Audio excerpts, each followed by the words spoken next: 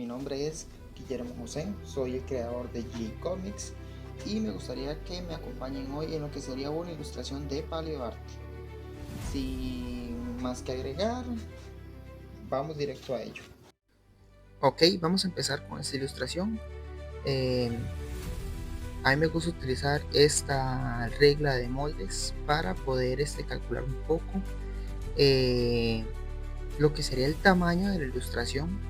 Vamos a hacer una ilustración un poquito grande en sí, lo que es el espécimen que vamos a dibujar. Entonces empezamos con la cabeza y bueno, este círculo va a ser la cabeza y la columna. Va a ser un pez. El trabajo paleoarte que vamos a hacer hoy va a ser un pez más o menos conocido si eres fan de la paleontología y esas cosas. Entonces, ya que tenemos la columna, vamos a empezar con los detalles de la cabeza. Como he explicado yo en otros videos, o si has visto mi contenido en TikTok,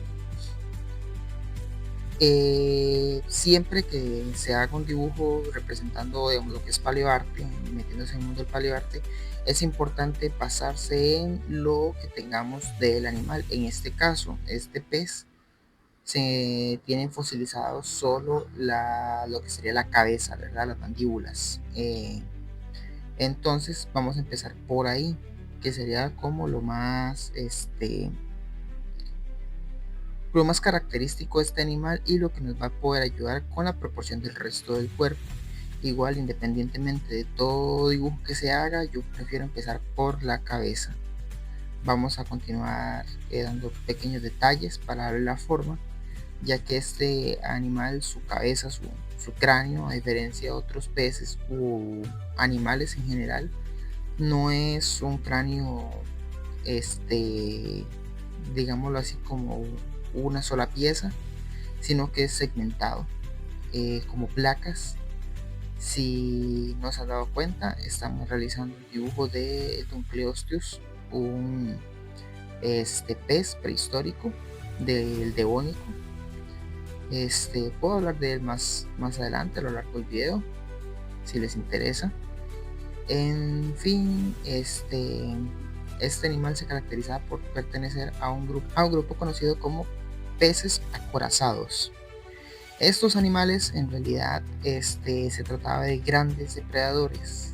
En el caso del Dunkleosteus era uno de los depredadores más grandes de su época y su cuerpo estaba cubierto por placas óseas y osteodermos, algo muy poco común y que hoy en día solamente vemos en ciertos peces como los esturiones, ¿verdad? Estos peces que son conocidos por tener una piel muy dura.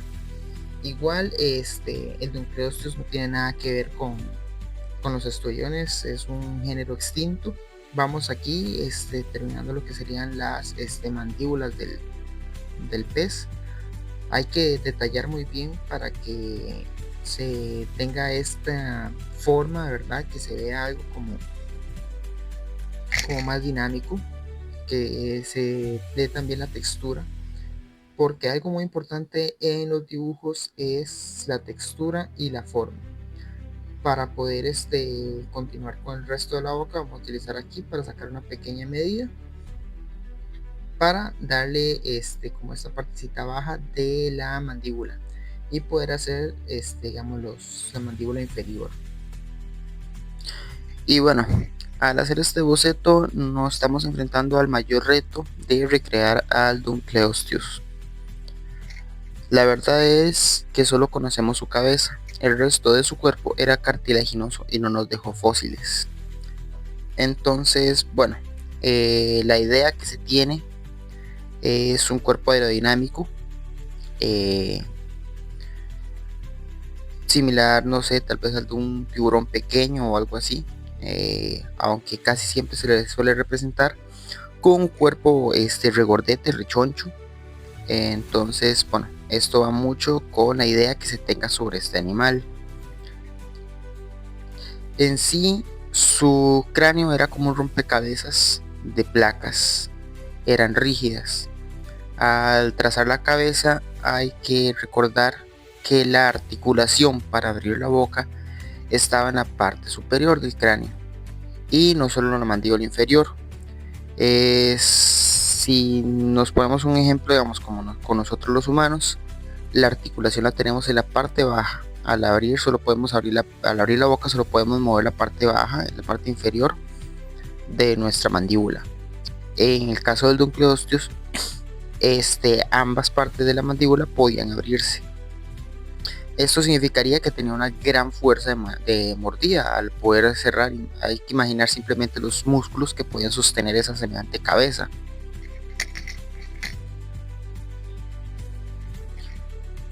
En sí, el resto del cuerpo era cartilaginoso, así que no fosiliza.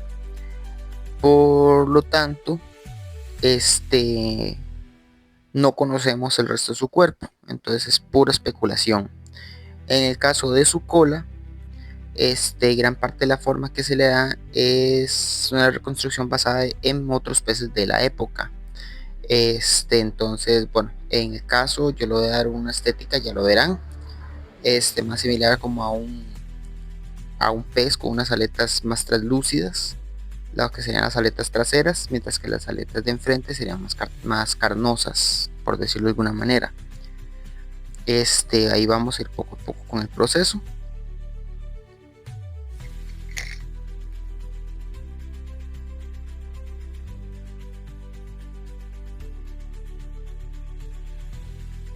Tomando un poco datos, dándoles un poco de datos sobre la cabeza.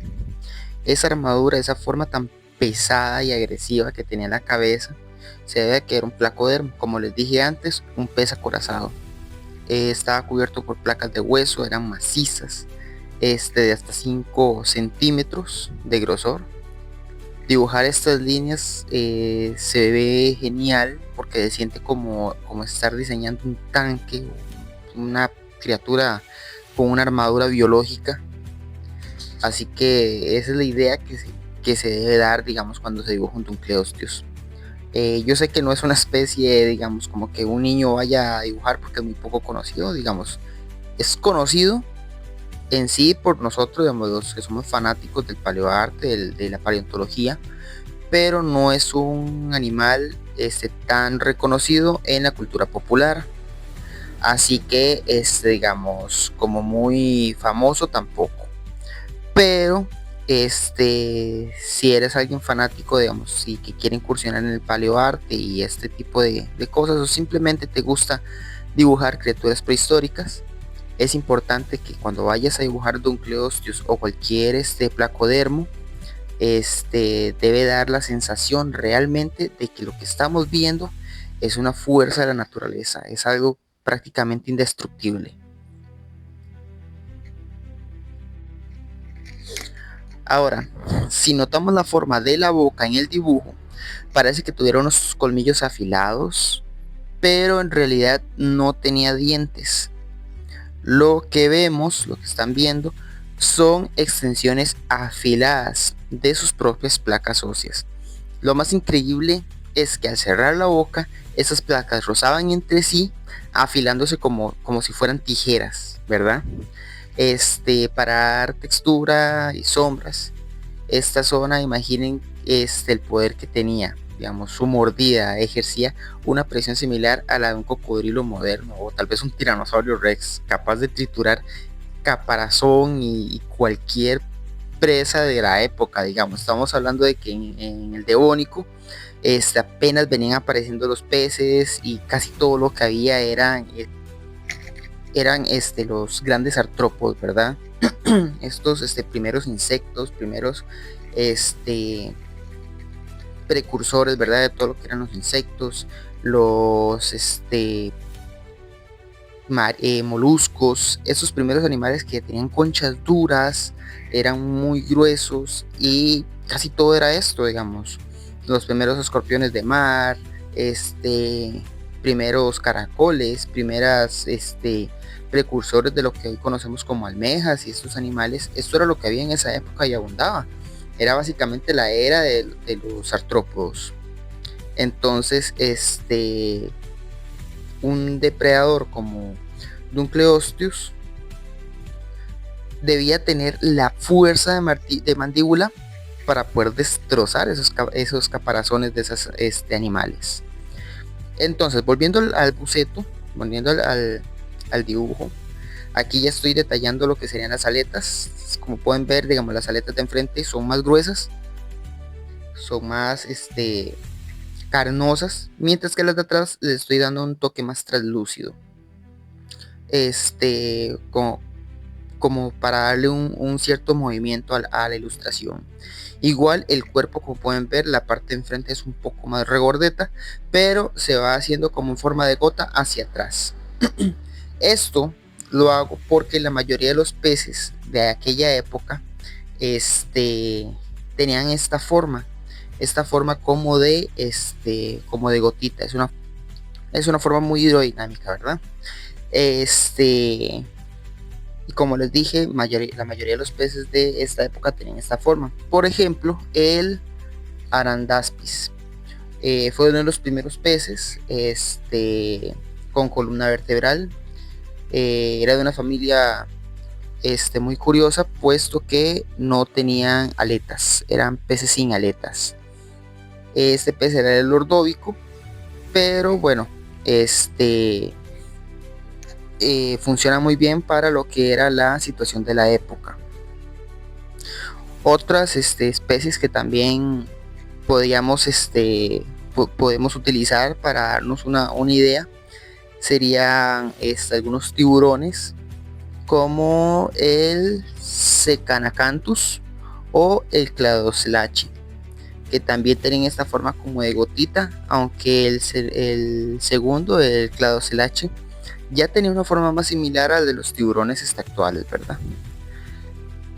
Vamos a empezar con el proceso de lo que sería el entintado, que es muy importante porque ya aquí vamos a resaltar los detalles, las cosas importantes del dibujo, y se deja de lado todo lo que son líneas guía del boceto, ¿verdad? Del escorzo inicial que hice.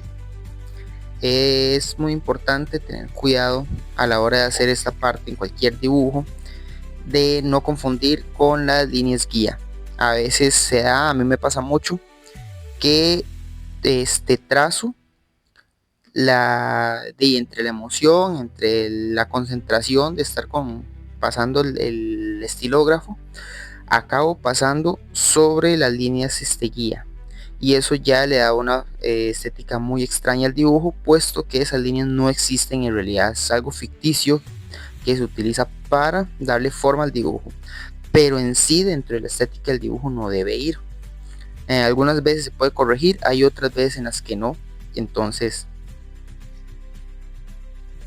es importante, ¿verdad? Siempre estar atento ante esto, cuáles son las líneas que debemos subrayar, que debemos delinear, y cuáles son las que debemos ignorar. Ahora, aprovechando que estamos en este proceso de entintado y delineado, quiero darles un consejo con lo que sería la boca. Al definir la boca, digamos las mandíbulas, hay que evitar dibujar dientes individuales. Como les digo, el Dunkleosteus no tenía dientes, lo que tenía eran placas de hueso que estaban digamos sobresalientes en la mandíbula. Entonces nada más hay que darle la figura como, digamos, una placas super afiladas, pero no son dientes. En este caso yo lo hice segmentados para que den esa forma como de placas, pero no son dientes, tampoco son colmillos. Ahora, hay un gran debate en el paleoarte moderno. Esas cuchillas óseas estaban cubiertas por labios de tejido blando o por hueso expuesto al agua. La verdad, yo es que decidí darles una estética un poco más de lo que se tiene actualmente conocido de este animal, digamos lo que es la representación más clásica del Dunkleosteus, que son sus mandíbulas expuestas, puesto que al no haber evidencia de que este animal tuviese algún tipo de pliegues de piel o algo que recubieran sus labios. Y si me lo preguntan a mí desde un punto de vista mío propio, creo que es algo improbable, puesto que sería exponer, ¿verdad? A dañar la piel a la hora de cazar. Recordemos que este animal se alimentaba de animales con conchas y estructuras muy duras. Probablemente que al romperse podrían producir heridas por el filo que podían haber dejado sus conchas al romperse, ¿verdad? Sería como que nosotros tratáramos de morder una canica o alguna algún tipo de adorno de vidrio, esperando no cortarnos, ¿verdad? Entonces este animal probablemente no tenía piel recubriendo estas áreas. En sí, eso sería, digamos, por el momento el proceso que llevamos. Vamos bien. El sombreado y detallado del interior de la boca también es importante. Eso lo iremos diciendo luego. Hay que definir también dónde empieza y dónde terminan las placas, porque también posiblemente la parte baja sí pudo haber tenido algún tipo de piel, quizás piel muy dura, similar a la de los cocodrilos o algunos reptiles. En fin, un detalle técnico para el ojo del Dunkleosteus es que tenía un anillo esclerótico. Eso es un anillo óseo que protege su globo ocular, ¿verdad? Esto nos da la pauta exacta del tamaño que tenía en realidad el ojo en proporción al cráneo. Que el Dunkleosteus se sabe que tenía unos ojos pequeñitos, no eran muy grandes. Y eso es una regla general en el paleoarte. Por eso yo les digo, hay que tener siempre, no se trata solo de tener, digamos, que vivo una imagen de un tiranosaurio y quiero hacer un trabajo de paleoarte en base a eso. Sí, puedes utilizar referencias, yo estoy utilizando una referencia ahora mismo, pero también hay que ver la evidencia científica. Hay que buscar cráneos, hay que buscar fósiles, hay que buscar especies similares en caso de falta de cráneos, especies similares para saber qué es lo que estamos dibujando. ¿Por qué?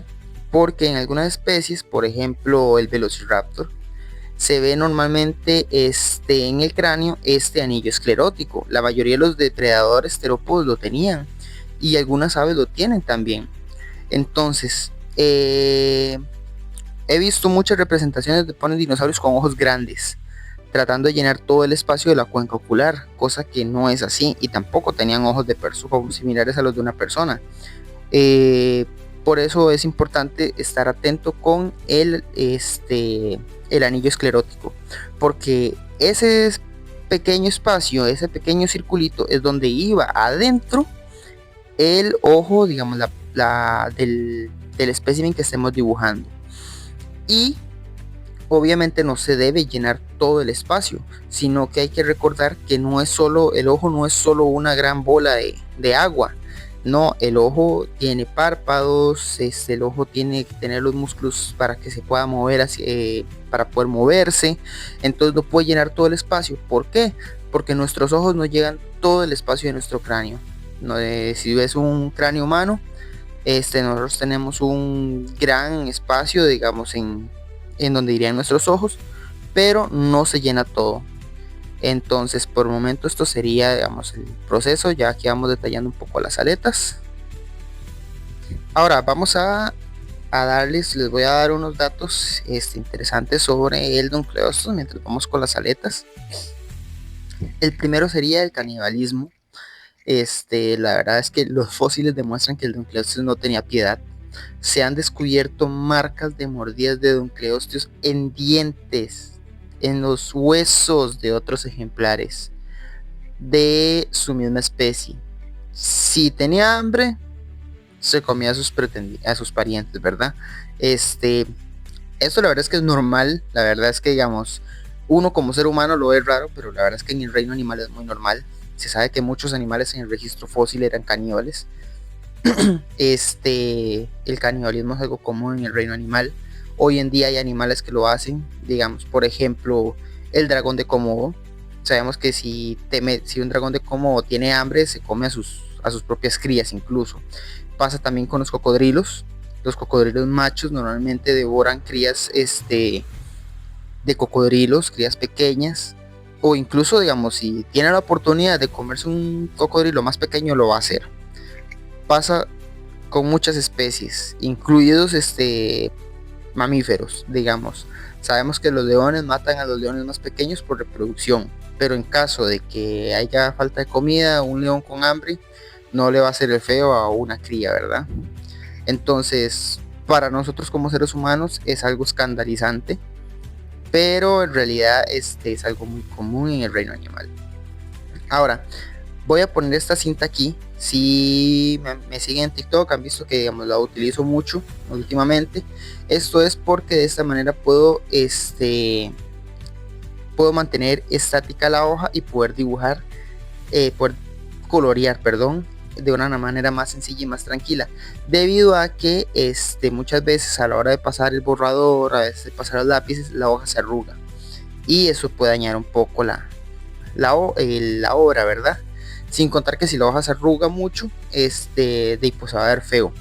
Entonces esto ayuda a mantener en un solo lugar la página, para que cuando yo pase el borrador no se arrugue y poder colorear de una manera más tranquila, porque mis trabajos de paleoarte me gusta hacerlo más que nada con lápiz de color, porque me ayuda más a poder controlar la presión y el color, también para realizar las mezclas, ¿verdad? Entonces, vamos a empezar con lo que sería el color de Dunkleosteus.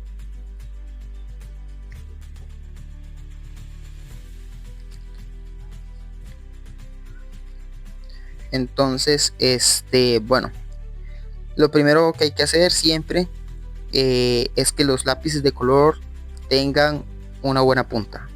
Hacerles punta y verificar que estén bien.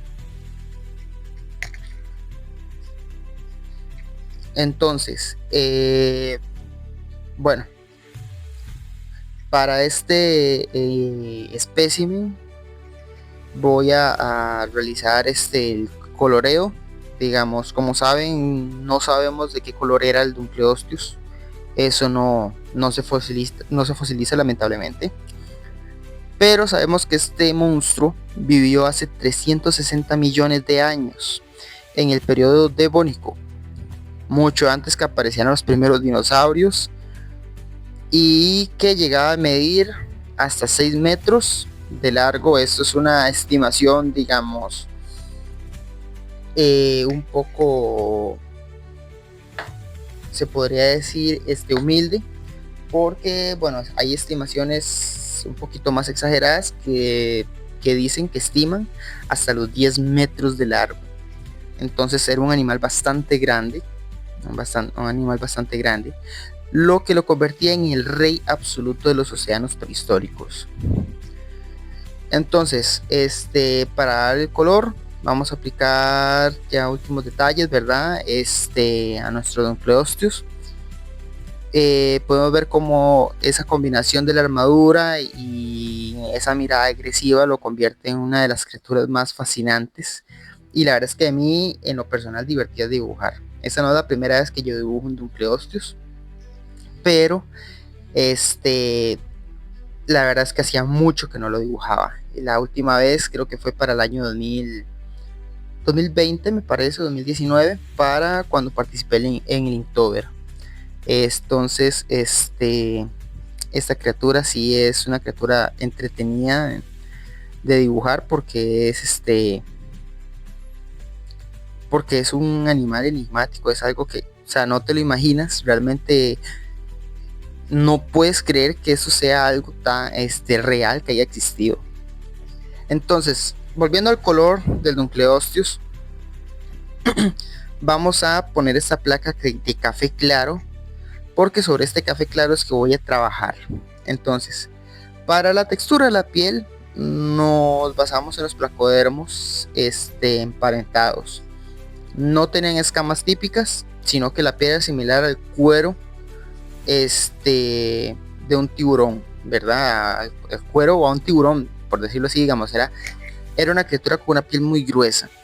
Entonces, para dar esta sensación vamos a aplicar pasaditas suaves con el lápiz para poder poner toda esta capa café, que todo se vea como una sola pieza. Y ya sobre esto vamos a empezar a poner todos esos colores que le van a dar más vida a esta especie. Ahora, para la paleta de color, quise elegir colores más para un depredador de emboscada, ¿verdad?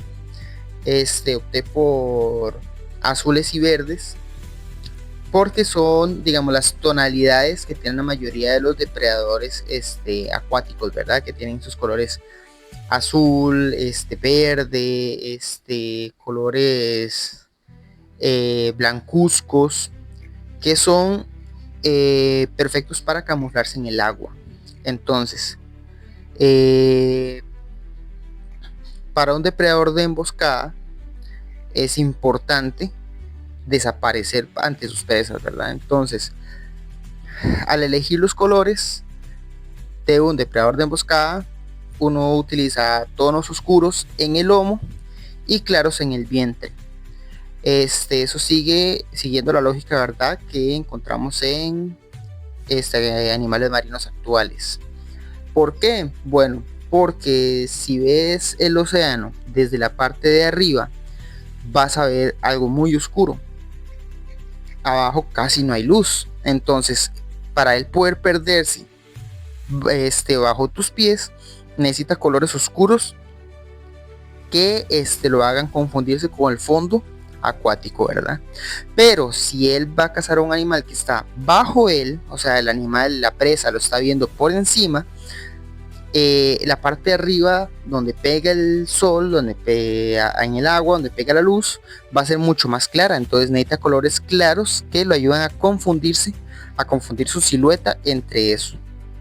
Entonces, por eso aquí le estoy aplicando esta capa de verde claro, porque sobre esta capa de verde claro es que vamos a trabajar un verde más oscuro. Casi siempre las representaciones que se dan de los mares devónicos son con un color verdoso. Yo voy a hacer un pequeño cambio en eso, pero si quiero mantener este color porque también le da la apariencia de una apariencia más de pez, ¿verdad? Pero este colorcito como tipo lima, tipo limón, lo vamos a dejar ahí, ese verde hoja, para que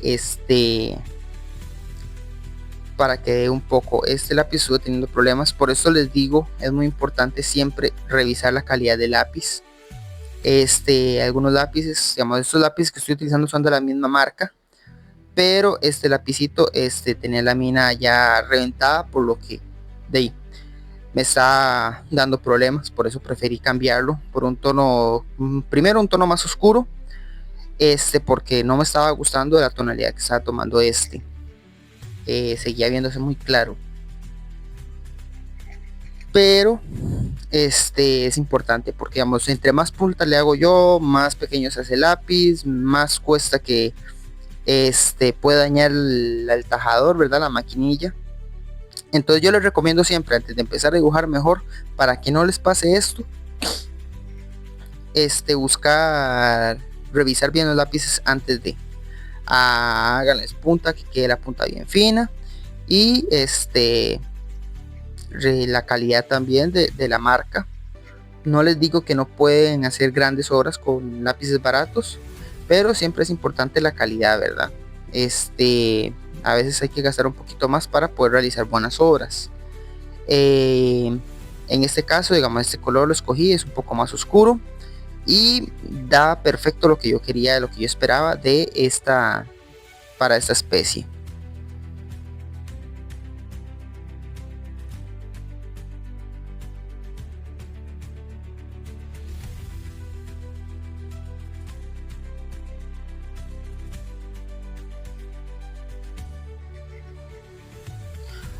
Ok, entonces ahora vamos a empezar con las aletas. Este colorcito celeste lo voy a usar para darle una capa de color a todo el cuerpo. Como pueden ver, las aletas son lo único que no toqué con el café claro, porque les voy a dar esa tonalidad translúcida que les dije al principio, como como esas aletas de los peces actuales. Entonces vamos a dar una pasadita suave, muy suave, con este celeste, y el resto del cuerpo se lo voy a utilizar con este celeste para dar una primera capa, y ahí voy oscureciendo la tonalidad. Entonces como pueden ver, se ve muy bien, muy bonito el color. Van a ver que la parte de abajo sí va quedando más clara. ¿Por qué escogí el celeste? Bueno, porque si nos sumergimos, si vemos documentales marinos, normalmente los depredadores tienen colores blancos o celestes en la parte baja del vientre. ¿Por qué? Porque así se pueden camuflar con la superficie. Entonces también el celeste me va a ayudar a sombrear mucho, a darle estas luces y sombras a lo que es el cuerpo del Dunkleosteus, para poder reflejar ciertas partes en sus mandíbulas, ¿verdad?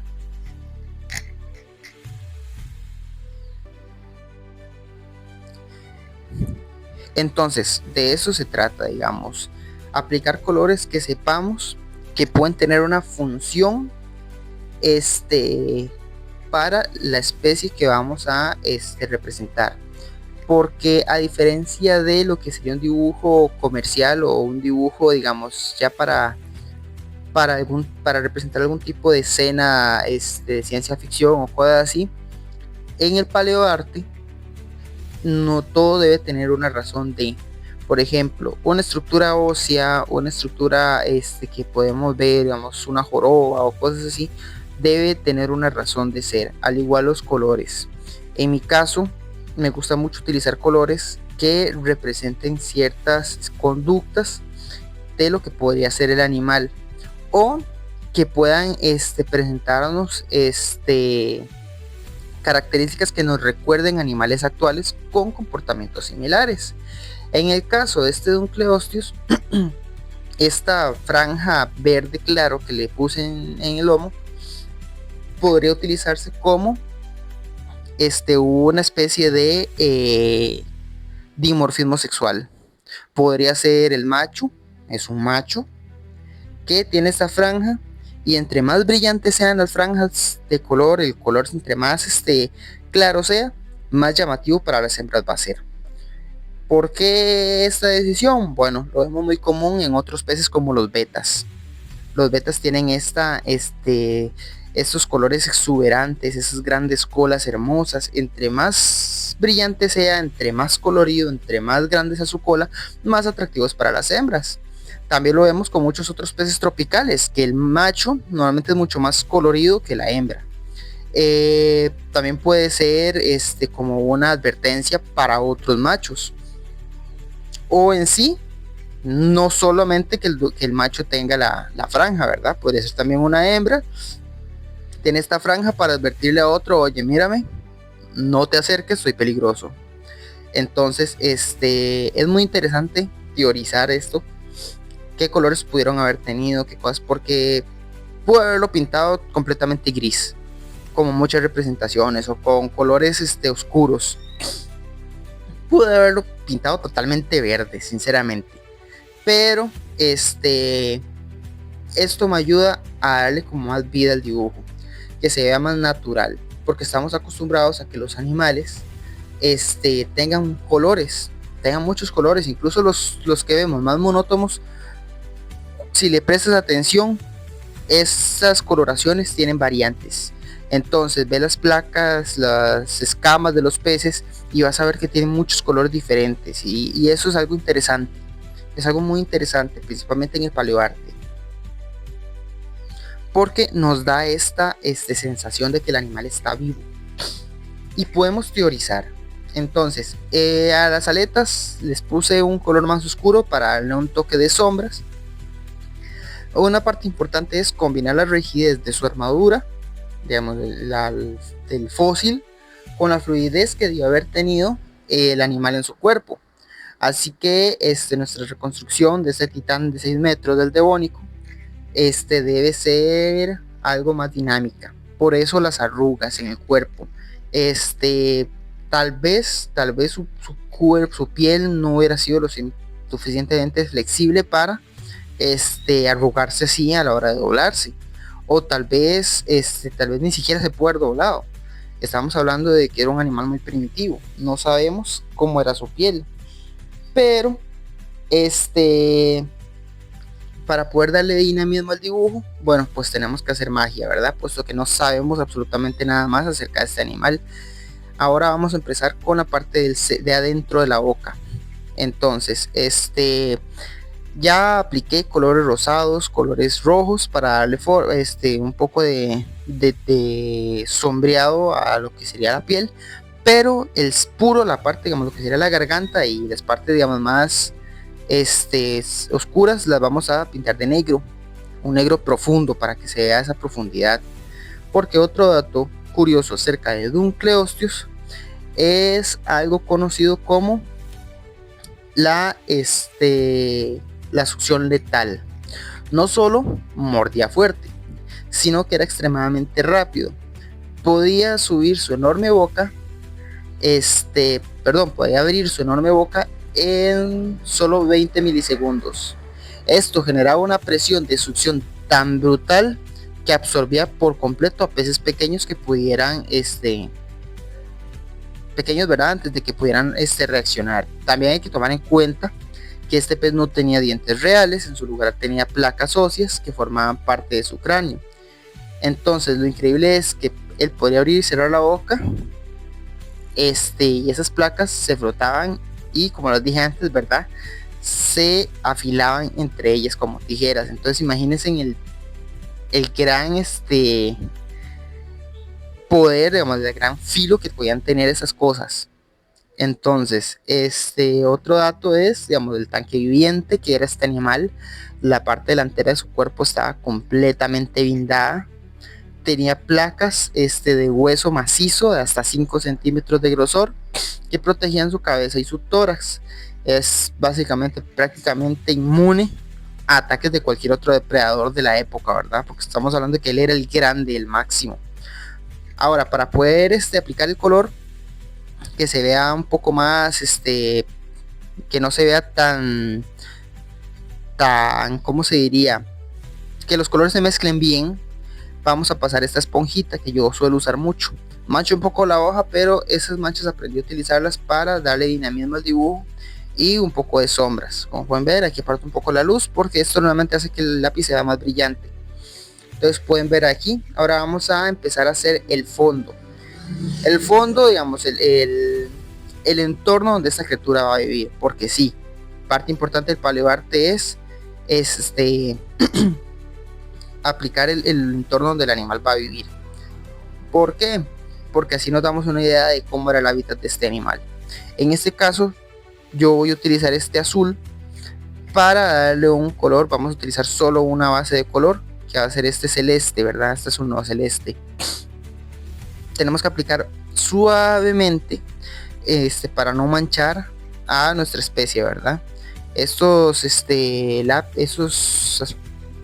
plumones, ¿verdad? Son acrílicos, punta de pincel. Son muy buenos para realizar fondos por la cantidad de pigmento que emanan. Es suficiente, ¿verdad?, para aplicarle a casi toda una hoja en tiempo récord. Para hacer dibujos en sí son un poco difíciles de usar. Hay que tener mucha precisión en donde queremos aplicarlo. En mi caso yo prefiero, la verdad es que plumones un poco más sencillos, no suelten tanto pigmento cuando se trata de colorear personajes. Pero para poder realizar fondos y entornos son perfectos, debido a que emanan un suficiente pigmento para poder cubrir por completo un espacio vacío. Entonces es como pintar una pared, hay que ir dándole pinceladas suaves para ir cubriendo capa por capa para que no queden espacios. Al final, al secarse, como las hojas, digamos, yo utilizo jabón común y corriente, no absorben muy bien la pintura, entonces quedan esos parchoncillos, pero es algo ya cuestión del material que utilices. Entre mayor calidad tenga la hoja que utilices, más sencillo va a ser tapar esos entornos. Igual esto le da un entorno como de movimiento. Esto se puede utilizar porque le da esa sensación de movimiento, no está estático. Y para un entorno acuático funciona muy bien porque da esa sensación de corriente.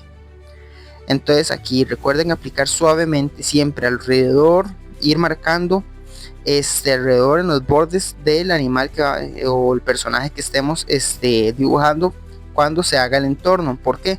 Porque así no manchamos el dibujo. Porque si pasáramos un poco de este azul por encima del personaje, ya perdería ya se perdería un poco, digamos, la ilusión. ¿Por qué? Porque quedaría el personaje bajo una capa de azul que no debería existir. Entonces este azul es, digamos, como para representar el fondo del agua. Entonces aquí vamos terminando, vamos a adelantar un toquecito para que puedan ver el resto del proceso.